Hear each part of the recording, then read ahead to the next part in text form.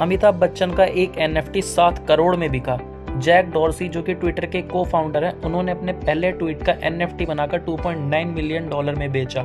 एक Indonesian student जिसने अपनी 1000 सेल्फीज ली और उन सेल्फीज को 5 दिन के अंदर एनएफटी कलेक्शन बनाकर $1 मिलियन कमाए। इसके साथ साथ बेपेल नाम के एक फेमस आर्टिस्ट हैं जिन्होंने अपने एक फेमस आर्ट वर्क को एनएफटी की फॉर्म में बेचकर $69 मिलियन कमाए। ऐसी काफ़ी सारी न्यूज़ हम रोज़ सुनते हैं जिसके अंदर एनएफटी शब्द यूज़ होता है और हमारे दिमाग में आता है कि एनएफटी का मतलब होता क्या है।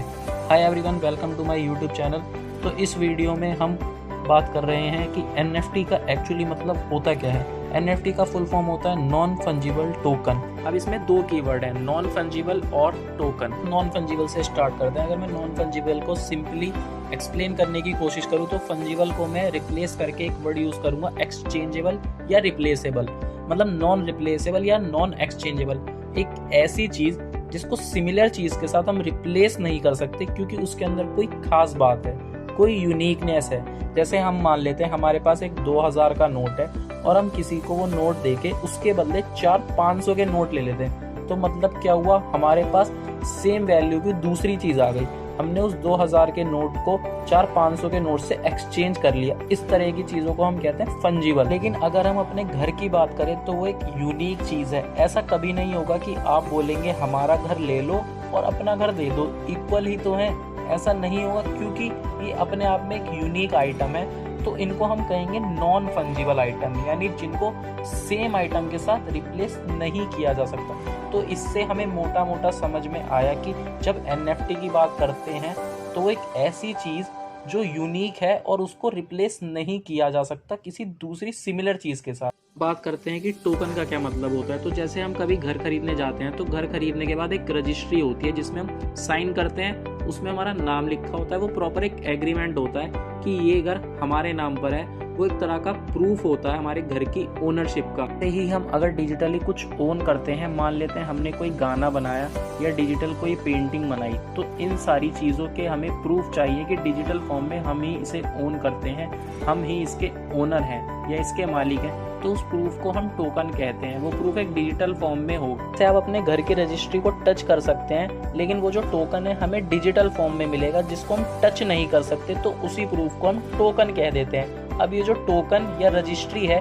उसको पूरा सिस्टम ट्रैक करता है, गवर्नमेंट ट्रैक करती है, हमारे लॉयर ट्रैक करते हैं, जजेस करते हैं। अगर कोर्ट केस हो जाते हैं तो जजेस उसको मानते हैं पेपर की फॉर्म में। लेकिन ये जो डिजिटल टोकन है इसको कौन ट्रैक करता है? इसको ट्रैक करती है पब्लिक। किस फॉर्म में? ब्लॉकचेन की फॉर्म में। अब ब्लॉकचेन एक ऐसी टेक्नोलॉजी है जिसपे बिटकॉइन या डॉजकॉइन जैसी क्रिप्टो करेंसी बेस्ड है।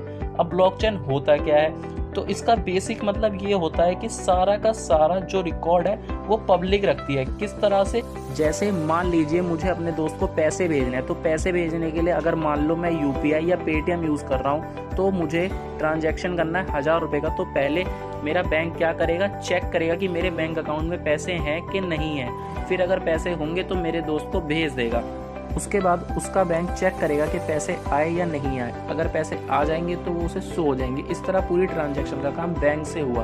अगर मान लो इस पूरी प्रोसेस से मेरे को बैंक को हटाना है और मैं चाहता हूँ ट्रांजैक्शन का काम मैं और मेरा दोस्त खुद ही कर ले, तो इस तरह की टेक्नोलॉजी के लिए हमारे पास आया ब्लॉकचेन।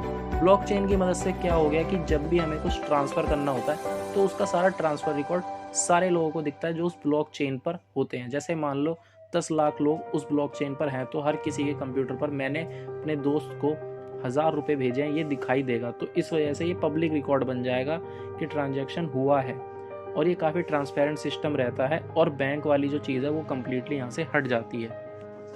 अब ऐसी ही टेक्नोलॉजी में अगर हम करेंसी ट्रांजैक्शन की जगह अपने टोकन्स लेके आ जाएं, यानी मान लीजिए मैंने कोई आर्ट वर्क या ड्राइंग बनाई जो डिजिटली है, तो मैं क्या करूँगा, उसका एक एनएफटी ले लूँगा, मतलब नॉन फंजिबल टोकन ले लूँगा।